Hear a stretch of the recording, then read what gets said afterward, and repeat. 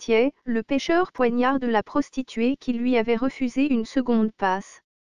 Un fait gravissime s'est déroulé à Thiais où un pêcheur a poignardé une prostituée qui lui avait refusé une seconde passe, selon des sources sûres.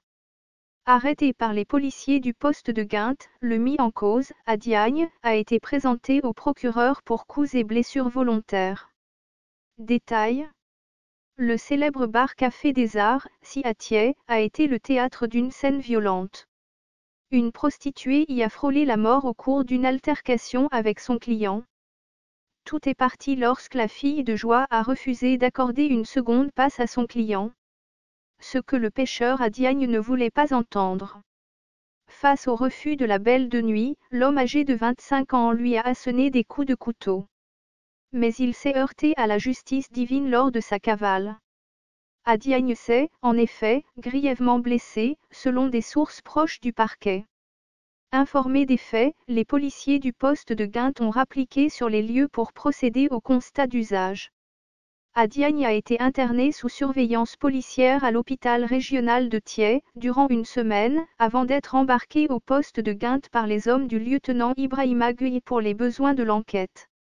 Après les soins reçus, la prostituée Kadia Katé s'est présentée avec un certificat médical attestant une incapacité temporaire de travail de 7 jours.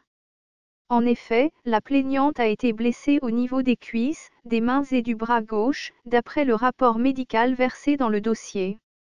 Convoqué à la police, le gérant du bar et directeur de l'auberge Café des Arts de Thiais a été finalement placé en garde à vue. Et pour cause. Il ressort de l'enquête que Gabriel Guène Diop exploite une auberge et un bar sans autorisation administrative. Mais le patron de ce célèbre bar n'est pas tombé seul. Il a confié avoir acquis la licence du bar à l'enseigne Calom Workshop et non Café des Arts sous forme de location-gérance par l'entremise du nommé El-Iman Malik Mbé, un entrepreneur culturel. Convoqué et entendu sur procès-verbal, le sieur Mbé s'est mis à table avant d'être placé en garde à vue. À l'issue de l'enquête diligentée par les policiers du poste de Guintes, le pêcheur à Diagne a été présenté au procureur pour coups et blessures volontaires au préjudice de la prostituée Kadia Katé. Également, Gabriel Guène Diop et El-Iman Malik Mbé ont été aussi déférés pour exploitation de chambres meublées sans autorisation administrative.